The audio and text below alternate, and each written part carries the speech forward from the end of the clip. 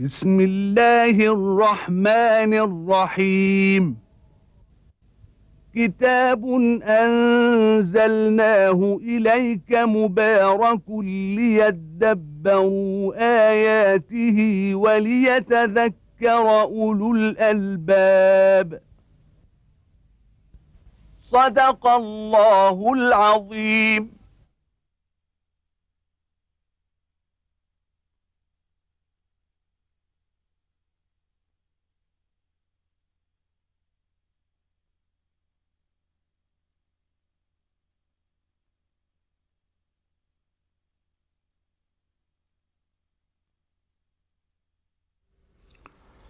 الحمد لله رب العالمين، وأصلي وأسلم على عبد الله ورسول الأمين وعلى آله وأصحابه ومن اهتدى بهديه وعمل بسنته إلى يوم الدين. يقول الله تبارك وتعالى: يا أيها الذين آمنوا إن تطيعوا الذين كفروا يردوكم على أعقابكم فتنقلبوا خاسرين بل الله مولاكم وهو خير الناصرين. سنلقي في قلوب الذين كفروا الرعب بما أشركوا بالله ما لم ينزل به سلطانا ومأواهم النار وبئس مثوى الظالمين. ولقد صدقكم الله وعده إذ تحسونهم بإذنه حتى إذا فشلتم وتنازعتم في الأمر وعصيتم من بعد ما أراكم ما تحبون منكم من يريد الدنيا ومنكم من يريد الآخرة ثم صرفكم عنهم ليبتليكم ولقد عفا عنكم والله ذو فضل على المؤمنين. يحذر الله تبارك وتعالى عباده المؤمنين أن يطيعوا الذين كفروا، الذين قامت سوق كفرهم بعد ما نال المؤمنين ما نالهم يوم أحد، وأنهم إن أطاعوهم فإن هدفهم في النهاية أن يردوا المؤمنين على أعقابهم إلى الكفر، وعند ذلك يكون المؤمنين قد خسروا إيمانهم، خسروا آخرتهم. قال جل وعلا: بل الله مولاكم، اعلموا أن الله معكم، مولاكم هو مؤيدكم وناصركم وهو خير الناصرين. ثم بين سبحانه وتعالى صورة من صور حربه وعقوبته للكفار. قال: سنلقي في قلوب الذين كفروا الرعب بما أشركوا بالله ما لم ينزل به سلطانا. هذا جند من جند الله تبارك وتعالى. يخبر الله تبارك وتعالى ما الذي سيصنعه بأهل الكفر نحو أهل الإيمان. قال: سنلقي في قلوب الذين كفروا الرعب، رعب الخوف الشديد، يرعبوا من المؤمنين. وهذا هذه الجنود من جند الله تبارك وتعالى جعلها الله تبارك وتعالى هذه مع أهل الإيمان، ومما خص الله تبارك وتعالى به هذه الأمة الخاتمة كما قال النبي: ونصرت بالرعب مسيرة شهر. لو كان العدو يبعد عن المسلمين مسيرة شهر حتى تصله الإبل، يرعب من المسلمين ويخاف منهم إذا علم أنهم يريدونه أو أنهم يتوجهون إليه. فكل عدو مسيرة شهر يظل في رعب عن أهل الإيمان. وهذا قد كان، انظروا حروب المسلمين جميعا، فالمسلمون في كل تاريخهم مع قلتهم عن أعداد الكافرين، لكن كان جميع أعدائهم على اختلافهم يرعبون منهم. قال جل وعلا: سنلقي في قلوب، وهي يكون في القلب، والرعب إذا كان في القلب خلاص يفر البدن. سنلقي في قلوب الذين كفروا الرعب. وثم أخبر الله تبارك وتعالى بأن هذا الفعل الذي يفعله بهم جزاء لهم. قال: بما أشركوا بالله ما لم ينزل به سلطانا، لأنهم أشركوا بالله تبارك وتعالى ما لم ينزل به سلطانا. ولا شك أن الله لم ينزل سلطان على الشرك، بل إن الله تبارك وتعالى في كل رسالاته قد دعا إلى توحيده سبحانه وتعالى. دعا رسل الله جميعا إلى توحيد الله وأنه لا إله إلا هو سبحانه وتعالى، ولم ينزل الله تبارك وتعالى ولم يأمر عباده أن يشركوا به شيئا. فهنا ما لم ينزل به سلطانا، هذا بيان الحال التي عليها أهل الشرك والواقع، وهم أنهم اتخذوا لهم آلهة دون الله، أشركوا بهم مع الله تبارك وتعالى دون أن يكون معهم سلطان. السلطان شيء له سلطة وقهر ككتاب من الله، برهان حقيقي، دليل يقوم على شركهم؟ لا. فمثلا مشرك العرب الذين أشركوا الملائكة ماذا عندهم من برهان؟ زعموا أن الملائكة أنهم هم بنات الله، وأن الله تزوج بالجن وولد له الملائكة، وأنهم ديت، وأنهم لا يملكون مع الله وإنما يشفعون عند الله. ظنون، هذه خرافات هم افتروها من عند أنفسهم وفعلوها. ماذا عند النصارى في أن المسيح عيسى هو الله أو ابن الله؟ ظنون وشكوك، بشر من البشر يأكل ويشرب وتدفعه ضرورة الأكل والشرب لهذا، ويعيش معهم، يخاف كما يخافون ويفر من عدوه. وكيف يكون مثل هذا يعني هو الله أو ابن الله؟ أن يكون لله ولد سبحانه وتعالى؟ أن يكون له ولد ولم تكن له صاحبة، وخلق كل شيء وهو بكل شيء عليم؟ ظنون وأوهام. ويزعمون أنهم على الرسالة السابقة. طيب في أي رسالة سابقة أخبرهم الله تبارك وتعالى بأنه سيرسل ابنه وأن له ولد وسينزله؟ هذا إبراهيم، وهذا موسى عليه السلام، وهذه كل الرسالات السابقة دعت إلى أن الله هو الإله الواحد الذي لا إله إلا هو، وأنه ليس له صاحبة وليس له ولد وليس ثلاثة كما يقولون. افتراء، كذب، افتروه من عند أنفسهم وغلفوه، وأصبح هذا الشرك قائم. وهكذا كل يعني من أشرك بالله تبارك وتعالى غيره ليس عنده أي سلطان على هذا الشرك، ما عنده دليل ولا برهان. فلأنهم أشركوا بالله ما لم ينزل به سلطانا، سيضع الله تبارك وتعالى في قلوبهم الرعب يعني من أهل الإيمان. لذلك سنلقي في قلوب الذين كفروا الرعب بما أشركوا بالله. السبب هنا يعني بسبب إشراكهم بالله ما لم ينزل به سلطانا، ومأواهم النار وبئس مثوى الظالمين. هزيمة في الدنيا وكذلك عقوبة في الآخرة، ومأواهم النار. المأوى هو ما يلجأ إليه الإنسان لراحته وسكنه. سميت النار مأوى، والحقيقة هي ليست مأوى، وإنما سميت مأوى لأنها هي المستقر النهائي لهؤلاء، يأوون في النار. ولا شك أن من يأوي إلى النار لا يكون في سكن ولا في أمن ولا في راحة، وإنما في عذاب مستقر عياذا بالله. ومأواهم النار هي مستقرهم ونهاية مطافهم، وبئس مثوى الظالمين. لا يكون هذا مأوى كبيت يأوي إليه الإنسان لكن كله فراشه نار وجدرانه نار وغلافه نار. بئس مأوى هذا. فإنه إذا كان لك بيت ولكن كله حيات وعقارب وخوف ورعب ونتن وقذر، هذا يقول مأوى. لكن هذا بئس مأوى، هذا بئس بيت يبيت الإنسان فيه أن يكون على هذه الحال. فالنار هي مأوى الظالمين، وبئس لإنشاء الذم، يعني يذم الله تبارك وتعالى النار أن تكون مأوى لكنها للظالمين. وبئس مثوى الظالمين، مثواهم يعني أنها المثوى مكان الثواء، الذي ثوى في المكان، ثوى إلى مكان بمعنى أنه يعني أوى إليه والتجأ إليه. وبئس مثوى الظالمين. ثم بعد ذلك وجه الله تبارك وتعالى الخطاب للأهل الإيمان، قال: ولقد صدقكم الله وعده إذ تحسونهم بإذنه. لقد صدقكم الله وعده يعني بالنصر، حصل يعني موعود الله تبارك وتعالى لكم بأنه ينصركم. ولقد صدقكم الله وعده بالنصر، هذا في أول معركة. إذ تحسونهم، الحس القتل، بإذنه بمشيئته، هو الذي أمركم وهو الذي شاء هذا. حتى إذا فشلتم وتنازعتم في الأمر وعصيتم من بعد ما أراكم ما تحبون منكم من يريد الدنيا ومنكم من يريد الآخرة ثم صرفكم عنهم ليبتليكم ولقد عفا عنكم والله ذو فضل على المؤمنين. هذه الآية جمع الله تبارك وتعالى فيها أسباب الهزيمة. ما السبب الذي حقق هذه الهزيمة؟ ففي أول المعركة الله تبارك وتعالى قال في أول المعركة: حصل لكم النصر، وكان هذا مصداقا لوعد الله تبارك وتعالى لكم بالنصر. قال: ولقد صدقكم الله وعده إذ تحسونهم بإذنه.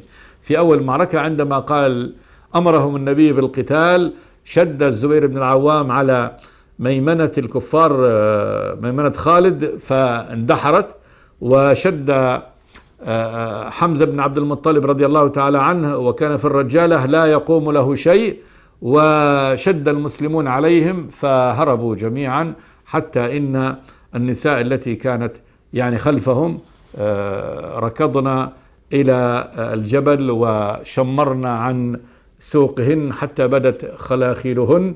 وهنا لما فروا هذا الفرار الكفار تنادى يعني بعض المسلمين الرماة الذين كانوا يحمون ظهر المسلمين، فقالوا خلاص يعني فر القوم والغنيمة الغنيمة. عبد الله بن جبير قال لهم: يا قوم لا الزموا مكانكم، بهذا أمركم رسول الله صلى الله عليه وسلم.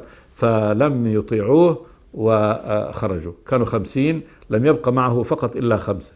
لما نظر المشركون بعد هدي، ونظر أبو يعني خالد وكان مجنبا للخيل بعيدا بعد ذلك عن المعركة، ونظر أن الرماة تركوا مكانهم، انكشف ظهر المسلمون فالتف حول جند المسلمين، أتى لهؤلاء ال5 قتلوا. وكان خيل الكفار في ذلك اليوم كان معهم 100 فارس، قتلوا هؤلاء ال5 ثم اندفعوا خلف جيش المسلمين يضربونهم. لما انشغل المسلمون بأن رجعوا مرة ثانية لقتال الخيل التي جاءتهم من الخلف، ونظر الفارون من المشركين أن يعني خيلهم تقاتل في آخر تقاتل المسلمين، رجعوا مرة ثانية إلى يعني القتال، فأصبح المسلمون بين يعني قتال من خلفهم قد جاءهم، ثم جاءهم الكفار الذين فروا مرة ثانية يقاتلونهم، فتمزق صف المسلمين.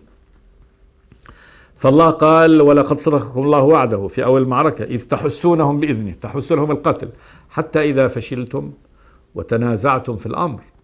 تنازعتم في الأمر يعني أمر هذه المعركة وما أمركم به النبي صلى الله عليه وسلم أن قفوا هنا افعلوا هنا،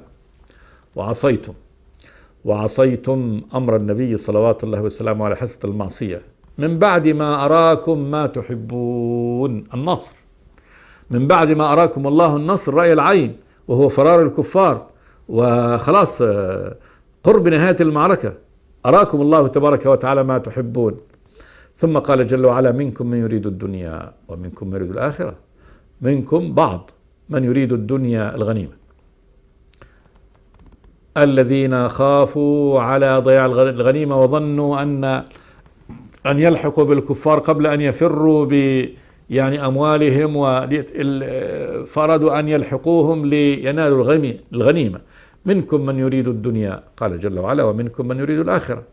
يعني لا، فهذا أيضا إشادة من الله تبارك وتعالى بشأن المؤمنين المخلصين في قتالهم، وأنهم لم يكن كل الصحابة مع النبي يريد الدنيا، بل يقول ابن مسعود: ما كنت أظن أن أحدا من أصحاب النبي يريد الدنيا حتى نزلت هذه الآية. فيقول وذلك إن إرادة الدنيا إرادة قلبية، يعني عمل قلبي، فالله تبارك وتعالى كشف أن بعضهم كان يريد هذا. قال: منكم من يريد الدنيا ومنكم من يريد الآخرة. قال جل وعلا: ثم صرفكم عنهم ليبتليكم. هنا يخبر الله تبارك وتعالى أنه كان ما كان بأمره سبحانه وتعالى، وأن هذه الصرفة التي جاءت للمسلمين عن الكفار وتحول الكفار بعد ذلك إلى قتال المسلمين وإحاطتهم بهم، أنه كان بمشيئة الله وبأمره، وليس هذا أمر يعني ما فعله الكفار ليس يعني جبرا على الله ولا خارج عن أمر الله تبارك وتعالى، ولكن الله شاء هذا وسمح به. قال: ثم صرفكم عنهم يعني أيها المؤمنون بما حصل لكم من يعني الشتات والفرقة والفرار. قال جل وعلا: ليبتليكم. هذا ابتلاء منه سبحانه وتعالى. ثم قال جل وعلا: ولقد عفى الله عنكم يعني عن المنهزمين. فهؤلاء الذين يعني انهزموا في هذه المعركة عفى الله تبارك وتعالى عنهم، وهذا من رحمته سبحانه وتعالى. والله ذو فضل على المؤمنين. الله سبحانه وتعالى ذو فضل، يعني إحسان ومنة وعطاء سبحانه وتعالى، ومن فضله أن محى عنكم يعني إثم هذا الفرار على المؤمنين. فهذا أثبت لهم الإيمان سبحانه وتعالى مع ما وقع منهم من يعني هذا الخطأ. إذن هذه الآية جمعت الأسباب، أسباب لما كانت ثم هزيمة: عصيان الأمر، حصول الفشل، لأن هذا فشل، عدم التمسك بالأمر الذي مسكوا به، هذا حصول يعني حصل ما حصل من هذا الخوف والفرار هنا وهنا. إرادة الدنيا، فالذين أرادوا الدنيا فهؤلاء هم الذين سببوا، يعني هذا هو الذي سبب هذه الهزيمة، وإن كانت هي في النهاية واقعة بمشيئة الله تبارك وتعالى وأمره. ثم إن الله تبارك وتعالى عفى عن هؤلاء الذين قصروا هذا التقصير وكان بسبب تقصيرهم الهزيمة. ثم قال جل وعلا: إذ تصعدون ولا تلوون على أحد والرسول يدعوكم في أخراكم فأثابكم غما بغم لكي لا تحزنوا على ما فاتكم ولا ما أصابكم والله خبير بما تعملون. هذا تصوير من الله تبارك وتعالى لحال المؤمنين حال الفرار من المعركة، وهذا ليبين الله تبارك وتعالى لهم ما كان، ليبين شلون يعني عوقبوا هذه العقوبة ولماذا. إذ تصعدون يعني في الجبل فرارا، فإن منهم لما صرخ الشيطان بعد هذا الالتفاف المشركين بهم قتل محمد صلى الله عليه وآله وسلم، شتى المسلمون هنا وهناك، وبعضهم بدأ يعني هروبا يصعد في الجبل بعيد عن الكفار. إذ تصعدون ركضا ولا تلوون على أحد. تلوون على أحد يعني يميل واحد إلى الثاني ليسمعه لينقذه. والرسول يدعوكم في أخراكم. النبي صلى الله عليه وسلم لما رأى يعني نفرتهم وفرقتهم على هذا النحو وشتاتهم صار يناديهم: إلي عباد الله، يناديهم أنه الرسول وأنه باق في المعركة ويصرخ فيهم، لكن مع الرعب والخوف الذي نالهم لم يعيروا نداء النبي اهتماما صلوات الله والسلام عليه. والرسول يدعوكم في أخراكم، في مؤخرة الجيش، باقي النبي في أرض المعركة وينادي هؤلاء الفارين. قال جل وعلا: فأثابكم غما بغم. فأثابكم هنا الثواب سمي ثواب لكنه يعني بمعنى العقوبة، غما بغم، غم متواصل مع غم. الغم الأول غم الهزيمة، الغم الثاني غم أن النبي يناديهم ولا يسمعون له صلوات الله والسلام عليه. الغم الثالث فات النصر، يعني النصر كان قريب خلاص أصبح في اليد فضاع، ثم حصلت الهزيمة فجابت غم، ثم النبي يناديهم وكذا فأصبح غم، وكذلك غمهم في سماعهم بموت النبي فأصبحت مجموعة غموم وهموم تراكبت بعضها على بعض من ما حصل. فأثابكم غما بغم، غم متواصل مع غم. قال بعض أهل التفسير: فأثابكم غما بغم، يعني أثابكم غما بما يعني بالغم الذي أصبتم به النبي صلى الله عليه وسلم عندما جئت، يعني كأن الله عاقبكم لأنكم يعني أصيب النبي بالغم بسبب يعني فراركم، فجاءكم غم في قلوبكم بهذا. لكن الصحيح والمعنى الأول أنه قد جاءكم غم متواصل مع غم آخر. قال جل وعلا: لكي لا تحزنوا على ما فاتكم ولا ما أصابكم والله خبير بما تعملون. يعني أن الله تبارك وتعالى أراد أن يوقع هذه المصيبة بكم حتى أول شيء تعلموا أن ما قدر يكون ولا تحزنوا على ما فاتكم من النصر. نصر كان قريب وسيقع، والغنيمة كانت يعني أصبحت خلاص في متناول اليد، فتعلموا أن الأمر لله عز وجل. فلا تحزنوا على ما فاتكم أي من النصر ولا ما أصابكم. لا تحزنوا كذلك على ما أصابكم من الجراح، فإنه فاتهم النصر وحصلت لهم الجراح.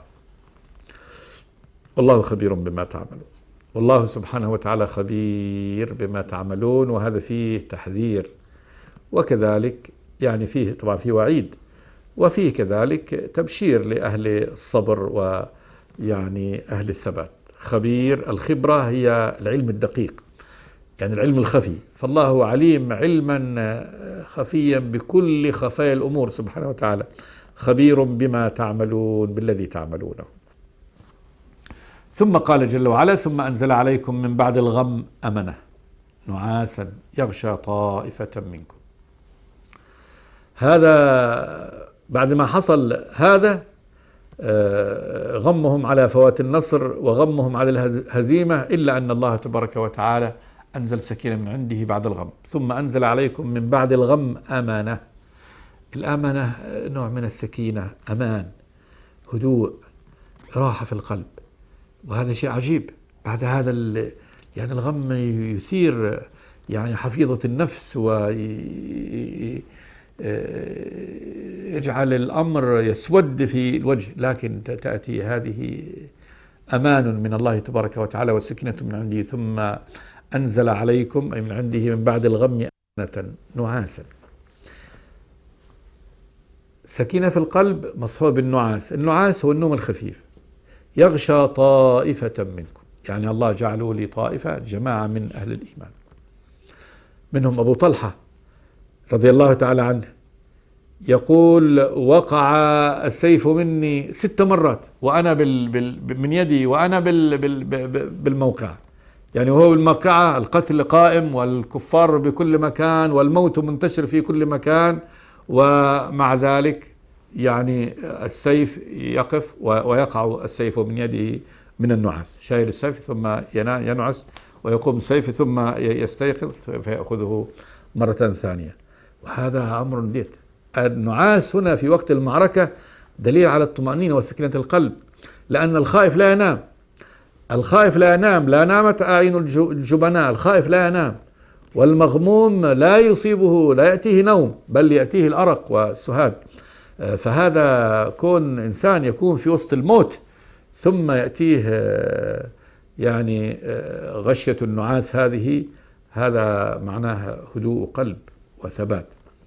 يغشى طائفة منكم، قال جل وعلا: وطائفة قد أهمتهم أنفسهم يظنون بالله غير الحق ظن الجاهلية يقولون هل لنا من الأمر من شيء قل إن الأمر كله لله يخفون في أنفسهم ما لا يبدون لك يقولون لو كان لنا من الأمر شيء ما قتلنا هاهنا قل لو كنتم في بيوتكم لبرز الذين كتب عليهم القتل إلى مضاجعهم وليبتلي الله ما في صدوركم وليمحص ما في قلوبكم والله عليم بذات الصدور. طائفة أخرى يخبر الله أن طائفة أخرى غير هذه الطائفة التي أنزل الله تبارك وتعالى عليها هذه الطمأنينة وهذه الأمنة وهذا النعاس، طائفة أخرى قد أهمتهم أنفسهم، أصبح كل ما يفكرون فيه هو كيف ينجون بأنفسهم، أنفسهم هي التي تهمهم. أصبح الآن ما القضية أمر الدين الذي يعني يهمهم، أمر النبي صلى الله عليه وسلم يفكرون فيه مستقبل هذا الدين، لا، أصبح يعني يفكر في نفسه كيف الخلاص، كيف أخرج، كيف أنجو. قال جل وعلا مبين يعني ما في قلوب هؤلاء يظنون بالله غير الحق ظن الجاهلية، يظنون بالله غير الحق إن دينه سينتهي، أن خلاص وصلنا إلى نهاية المطاف، رسوله قد قتل، لا إسلام بعد ذلك. هذا وين؟ لا، فهذا ظن غير الحق. الله أخبر وقال قبل هذا بأن دينه لا بد أن يظهر ولا بد أن يكون، هو الذي أرسل رسوله بالهدى ودين الحق ليظهره على الدين كله وكفى بالله شهيدا وإن جندنا لهم الغالبون كتب الله لأغلبن أنا ورسلي إن الله لقوي عزيز. هذا وعد الله تبارك وتعالى ولا بد أن يكون. فهؤلاء ظنوا بهذه الهزيمة يعني الجزئية بأن الأمر انتهى، وأنه خلاص ما أصبح فيه مجال لهذا. فهم يظنون بالله، يقولوا ظن الحق ظن الجاهلية، ظن أهل الجاهلية في الله تبارك وتعالى، وأن الله تبارك وتعالى، أهل الجاهلية ظنوا بالله ظن سيء، وهو أنه لا يثيب طائع ولا يجزي عاصي، وإنما هي دنيا فقط، وبعد إذا متنا فلا يكون يعني حكومة ولا حساب، وأنه موت واحد. يقولون يعني هؤلاء الذين ظنوا هذا الظن من المنافقين: هل لنا من الأمر من شيء؟ كلمة ملتوية، من يسمعها يظن أنهم يعنون بها المعنى الحقيقي الظاهر منها، ولكن هم يعنون معنى آخر في أنفسهم. يقولون: هل لنا من الأمر من شيء؟ فمن يظن هل لنا من الأمر يعني أمر الحياة وشأن الوجود والمقادير، يعني أن المقادير كلها لله تبارك وتعالى، ليس لنا من الأمر شيء، وينبغي أن لنا أن نستكين ونرضى ونصبر لقضاء الله تبارك وتعالى وحكمه.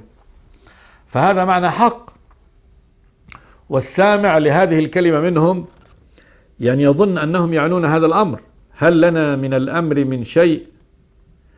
لكنهم لا يعنون هذا المعنى، لا يعنون هذا المعنى المتبادر من هذه الكلمة هل لنا من الأمر من شيء، وإنما يعنون معنى خبيث آخر، وهو أنهم يعنون أن النبي لم يستشرهم، لم يأخذ برأيهم، أن النبي مستبد، وأنه أخذ الأمر دونهم، وأنهم لو أطاعهم النبي ولم يخرجوا من المدينة ما كان ما كان. فالرد عليهم قال جل وعلا: قل إن الأمر كله لله. إقرار بالمعنى المتبادر الذي هم يعني يقولونه ولا يريدونه، ولكن لا يريدون كذلك أن يعرف عنهم المعنى الثاني. قال: قل إن الأمر كله لله، شأن العباد كله، والأمر الكوني القدري كله لله. لكن قال جل وعلا: يخفون في أنفسهم ما لا يبدون لك. لكن يخفون في أنفسهم عندما يقولون هل لنا من الأمر شيء، يخفون شيء آخر لا يبدونه لك. يقولون: لو كان لنا من الأمر شيء ما قتلنا هاهنا. لو كان لنا من الأمر شيء بمعنى أنه لو استشارنا الرسول وكان يأخذ بقولنا عندما قلنا له ما قتلنا هاهنا، ما خرج بنا من المدينة لنقتل هاهنا في هذا المكان، لكنا جلسنا الآن في المدينة وقاتلنا من هناك وانتصرنا على أعدائنا، ولم يحصل ما حصل من هذه الهزيمة. انظر، هذا خبث. لكن الله تبارك وتعالى أخرج ما في نفس هؤلاء المنافقين من هذا يعني الخبث الذي يخفونه. قال جل وعلا: يخفون في أنفسهم ما لا يبدون لك. يقولون لو كان لنا من الأمر شيء، يعني مع النبي، ما قتلنا هاهنا. قال جل وعلا: قل لو كنتم في بيوتكم لبرز الذين كتب عليهم القتل إلى مضاجعهم. لو كنتم في بيوتكم آمنين مطمئنين، وكان قد كتب الله تبارك وتعالى على بعضكم أن يقتل في هذا المكان، لا بد أن يخرج ليقتل، لأن هذا قضاء الله تبارك وتعالى وحكمه. فإن الله إذا كتب لإنسان أن يضجع في مكان يموت فيه، لا بد أن يموت فيه، ولا يمكن أن يدركه الموت في غير هذا المكان، فلا بد. قل لو كنتم في بيوتكم، يعني آمين مطمئنين، وكان الله قد كتب على بعضكم أن يقتل في المعركة، لبرز الذين كتب عليهم القتل إلى مضاجعهم، إلى المكان الذي يضجع فيه ويقتل فيه. قال جل وعلا: وليبتلي الله ما في صدوركم. يعني أراد الله تبارك وتعالى أن يخرج ما في هذه الصدور، ليبتلي ما في صدوركم حتى تظهروه وتقولونه، وإن كان يقولونه بالإشارة والتمويه، لكن يخرجه الله تبارك وتعالى. وليبتلي الله ما في صدوركم وليمحص ما في قلوبكم. يمحصه، ينقيه ويخرج يعني حقيقته إلى الخارج. والله عليم بذات الصدور، والله سبحانه وتعالى عليم. هذه صيغة مبالغة من العلم ولا شك أن علم الله تبارك وتعالى بالغ كل مبلغ، قد أحاط بكل شيء علما. بذات الصدور، ذات الصدر هو سره الدفين الذي لم يخرجه لأحد.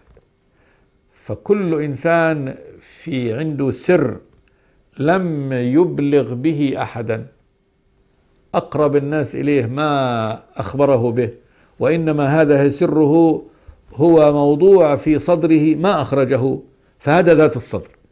فذات الصدر السر الذي لم يبرح صدر صاحبه، الله عليم به سبحانه وتعالى. مو السر الذي نقله لغيره، علم واحد، لكن السر الذي لم يبح به لأحد فالله تبارك وتعالى عليم به. ولذلك عليم بأسراركم الخفية التي تخفونها، ومن أجل ذلك أخرج يعني هذا ديت. بعد أن قلتم هذا الكلام الملفوف الملغوم الذي يحتمل يعني هذه المعاني، أفصح الله تبارك وتعالى، أخرج الله تبارك وتعالى حقيقة المعنى الذي تخفونه في صدوركم. نقف عند هذا ونكمل إن شاء الله يعني في الحلقة الآتية. أقول قولي هذا وأستغفر الله لي ولكم من كل ذنب. صلى الله وسلم على عبده ورسوله محمد. بسم الله الرحمن الرحيم. كتاب أنزلناه إليك مبارك ليدبروا آياته وليتذكر أولو الألباب. صدق الله العظيم.